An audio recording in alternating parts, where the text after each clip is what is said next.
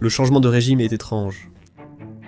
Quand une nation tombe, les autres s'y préparent.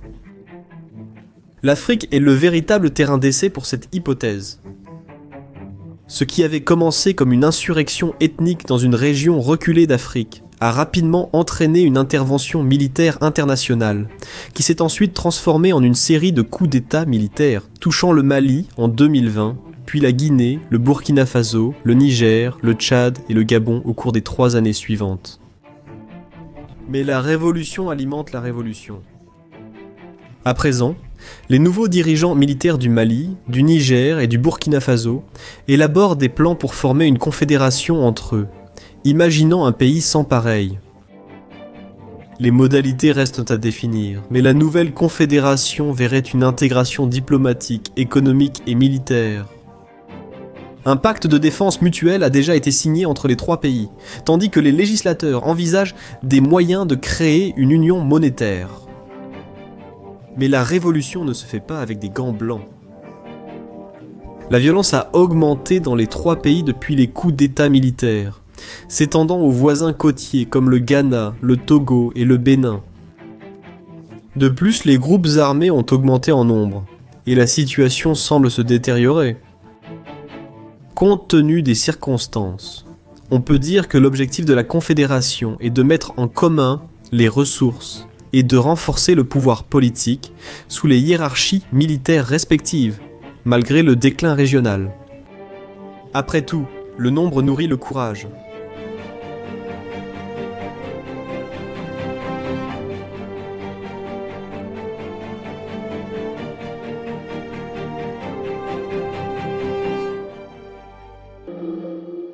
Chaud, vaste et presque stérile, le Sahel est une région géoclimatique qui s'étend sur toute la largeur de la moitié nord de l'Afrique. Il s'étend du Sénégal sur l'Atlantique jusqu'aux côtes de la mer Rouge au Soudan et en Érythrée. C'est un lieu contrasté par ses géographies adjacentes et, à ce titre, il est considéré comme une zone de transition. Au nord se trouve le désert aride du Sahara, véritable témoignage de l'austérité de la nature. Au sud s'étendent les savanes subtropicales, qui sont plus favorables aux établissements humains et aux pratiques agricoles. La région du Sahel elle-même est généralement plate, et avec peu de grandes caractéristiques géographiques, elle a historiquement permis la subsistance de groupes de bergers nomades tels que les Peuls, les Touaregs, les Berbères et d'autres. Survivre dans cette géographie est difficile. Les coups d'État, les révolutions, la pauvreté et la famine ne sont que quelques-unes des difficultés quotidiennes auxquelles sont confrontées les nations locales traversées par le Sahel.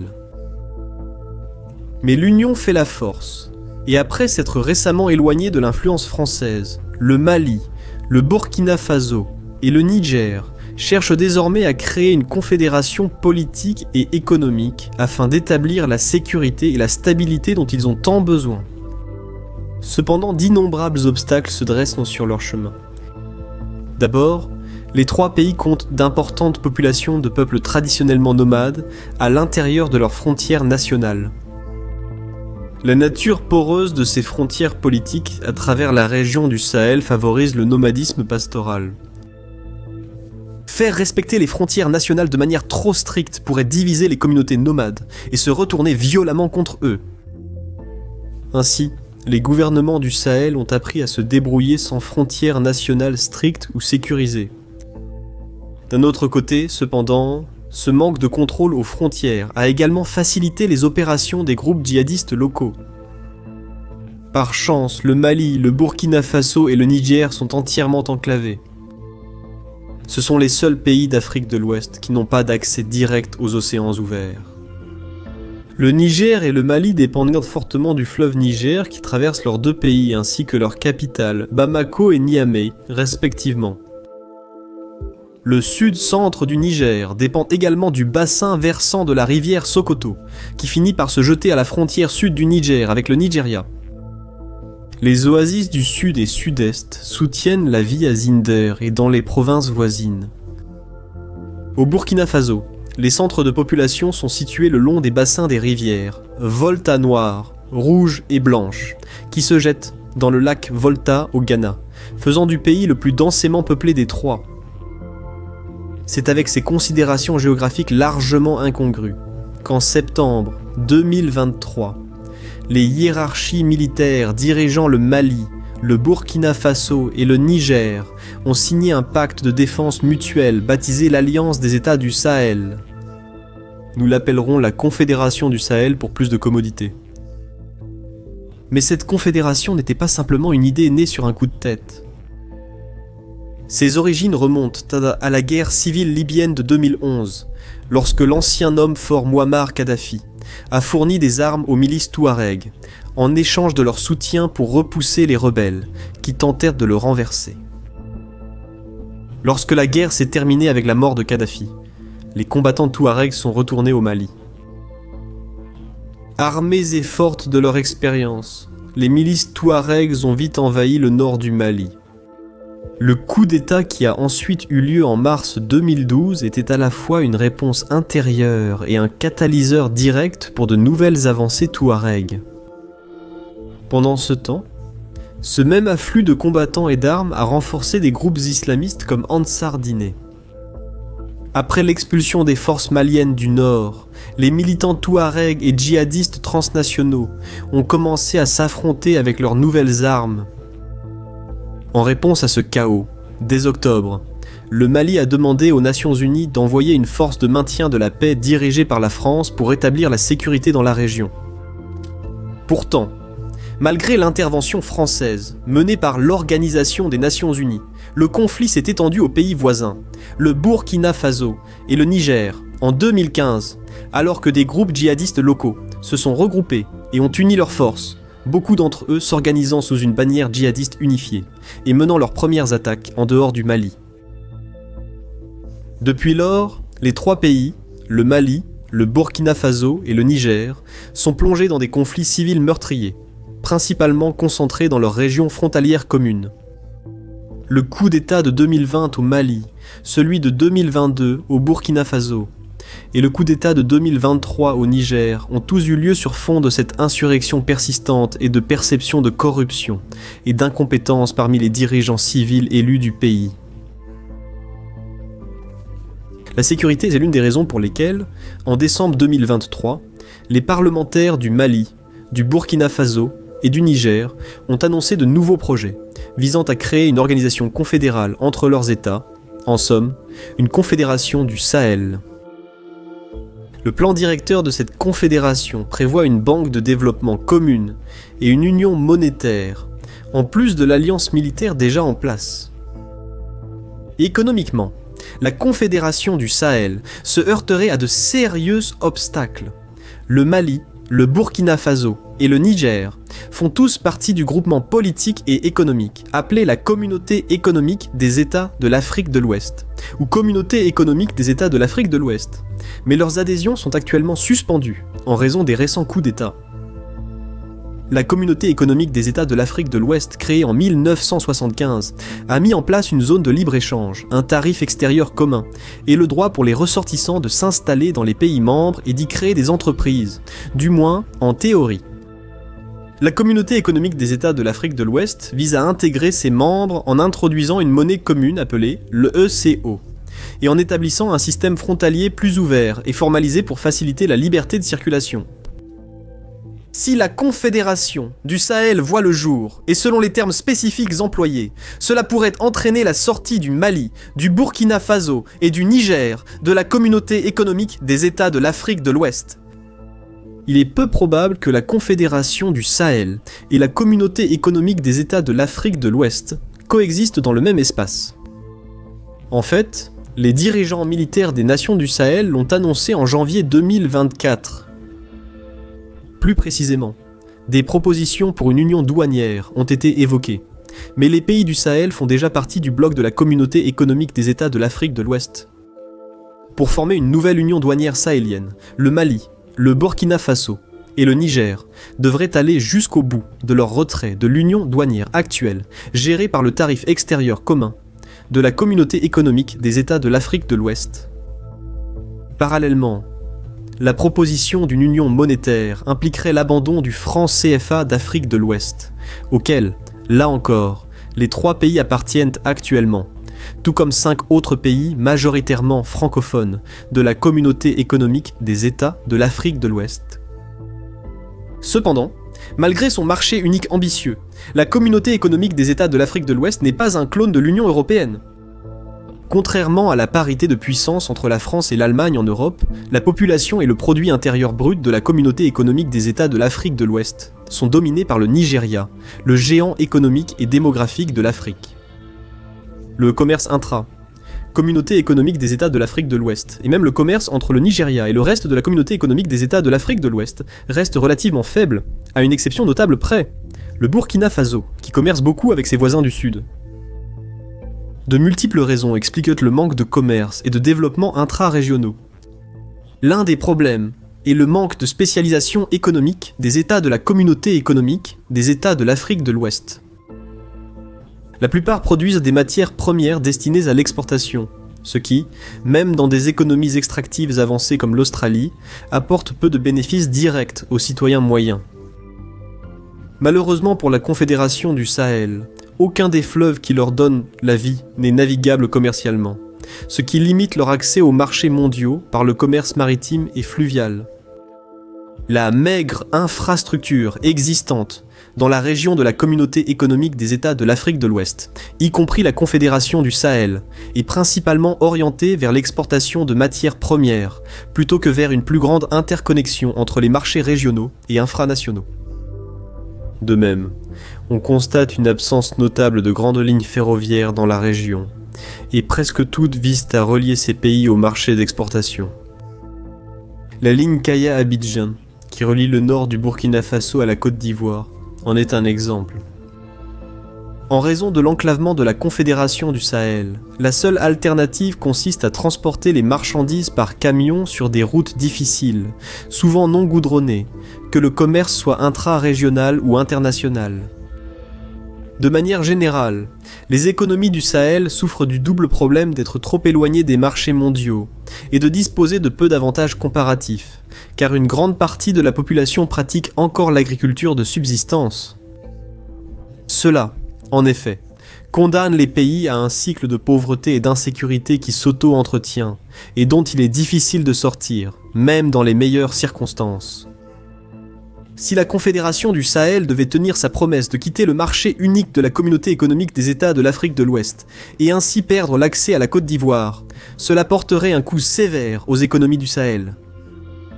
Pour ajouter du contexte, la Côte d'Ivoire est l'acteur le plus important de la zone franc CFA, représentant près de 2/5 du produit intérieur brut de la zone franc CFA, malgré le fait qu'elle ne compte que 20% de la population.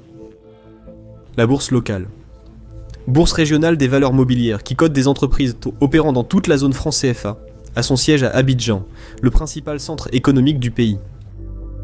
Cela rend donc l'investissement au Mali, au Burkina Faso et au Niger fortement dépendant des marchés financiers de la Côte d'Ivoire. Pour aller plus loin, Abidjan abrite également le deuxième plus grand port d'Afrique de l'Ouest. Le Burkina Faso et dans une moindre mesure, le Mali dépendent fortement de ces installations portuaires pour exporter leurs marchandises vers les marchés mondiaux. L'utilisation quotidienne de la langue française dans les affaires renforce encore les avantages de l'intégration entre les États francophones d'Afrique de l'Ouest. Les avantages que la Côte d'Ivoire offre aux nations du Sahel sont inégalés au sein de la zone franc CFA, et peut-être même dans l'ensemble de la communauté économique des États de l'Afrique de l'Ouest. L'intégration du Mali, du Burkina Faso et du Niger dans un marché unique commencerait lentement. S'ils quittent le marché de la communauté économique des États de l'Afrique de l'Ouest, la situation serait encore pire. La vérité, c'est que la Confédération du Sahel, ou toute organisation régionale en général, aurait besoin de plusieurs décennies pour atteindre le niveau d'intégration économique qui existe au sein de la communauté économique des États de l'Afrique de l'Ouest. C'est une période pendant laquelle même les meilleurs plans peuvent dérailler. L'intégration économique est lente, mais l'intégration militaire progresse généralement plus vite. Hélas, même dans ce domaine, la Confédération du Sahel a laissé tomber la balle. Même si les 3 nations ont signé une alliance militaire commune en septembre 2023, aucun exercice conjoint n'a été mené jusqu'à présent, et aucune avancée significative n'a été réalisée en matière d'interopérabilité ou de commandement intégré comme celui de l'OTAN. Certes, établir l'interopérabilité prendrait plus que quelques mois, mais étant donné combien de ressources l'insurrection djihadiste en cours consomme, l'intégration militaire n'est peut-être pas une priorité en ce moment. À la suite des récents coups d'État et du départ de la France, les nations du Sahel ont depuis fait appel à l'aide de mercenaires travaillant avec la société militaire privée russe Wagner. Dans le cadre de cet accord, le Mali, le Burkina Faso et le Niger échangent des ressources naturelles, telles que l'or, le diamant et l'uranium, contre l'équipement et le savoir-faire de Wagner, remplaçant ainsi les troupes françaises et les forces spéciales qui étaient encore actives jusqu'à ce moment-là. Mais si l'on doit tirer des leçons d'autres endroits, comme le Vietnam, l'Afghanistan et l'Ukraine, c'est que même des armes lourdes et une formation de haute qualité ne garantissent pas la victoire militaire. Des doutes subsistent quant à la capacité de Wagner à fournir ne serait-ce qu'une fraction du soutien nécessaire pour transformer les forces armées de la Confédération du Sahel. En 2019, des mercenaires de Wagner ont été engagés au Mozambique contre les insurgés islamistes. Cette opération s'est transformée en un désastre total, et le Mozambique a mis fin à son contrat avec Wagner par la suite. Plus le temps passe, surtout à mesure que Wagner échoue à obtenir des résultats face au djihadisme, moins ils auront d'influence, eux et la Russie, sur le long terme. En politique, cependant, le diable se cache souvent dans les petits détails. Un certain nombre de confédérations ont existé en Afrique par le passé, qu'elles aient été proposées ou réellement mises en place. Aucune d'entre elles, cependant, n'a réussi à durer dans le temps. Parmi celles-ci figurait la Confédération de la Sénégambie entre le Sénégal et la Gambie, ainsi que la brève Fédération du Mali réunissant le Sénégal et le Mali. Ces deux unions se sont effondrées en raison des visions politiques et économiques incompatibles que les législateurs respectifs avaient. L'unification d'entités autrefois souveraines est difficile en raison de nombreux facteurs sociaux, politiques et économiques souvent anciens. Les complications d'avant l'Union ne disparaissaient pas simplement parce qu'un nouveau pays est créé sur le papier. Dans le monde entier, il y a eu plus d'unions tentées et échouées que d'unions qui existent encore aujourd'hui. Rien n'indique pour l'instant que la Confédération du Sahel serait différente. Malgré plus de 200 tentatives de coups d'État entre 1958 et 2018, à l'aube de 2019, il n'y avait aucun pays africain où l'armée exerçait un contrôle direct sur les opérations quotidiennes du gouvernement. Ce n'est tout simplement pas pratique. Même des hommes forts comme Al-Sisi en Égypte ont officiellement dirigé des gouvernements civils.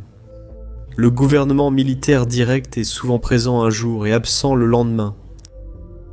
Après une passation de pouvoir officiel, le chef militaire se retire généralement tout en restant une influence puissante sur l'environnement politique du pays et laisse les affaires civiles aux civils, à condition que le gouvernement civil ne dépasse pas ses limites. Cette marge de manœuvre accordée à un gouvernement civil après la transition pourrait finalement causer la perte de la Confédération du Sahel si le nouveau gouvernement et l'armée ne sont pas sur la même longueur d'onde. Un nouveau coup d'État pour restaurer la Confédération nuirait davantage à la stabilité politique, alors que la Confédération visait justement cette stabilité. Si la Confédération du Sahel voyait le jour et que la direction militaire remettait les clés aux responsables civils, le prochain gouvernement démocratiquement élu pourrait très bien revenir sur l'accord passé avec les puissances militaires. C'est exactement ce qui s'est produit au Mali.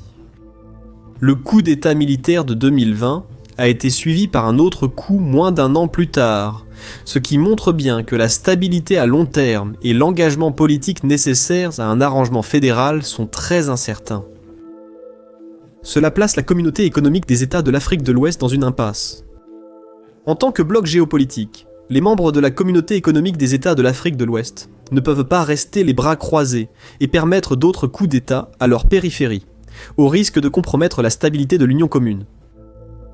Jusqu'à présent, Les sanctions économiques se sont révélées inefficaces en raison du manque de commerce intra-régional approfondi. En même temps, tenter une intervention militaire contre le Mali, le Niger et le Burkina Faso ne ferait que se retourner contre eux et créer un vide de pouvoir dans lequel les djihadistes prospéreraient.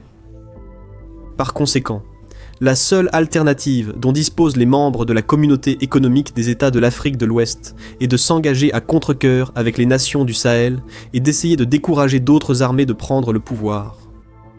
Mais, quelle que soit la façon dont on le regarde, l'intégration africaine s'effiloche.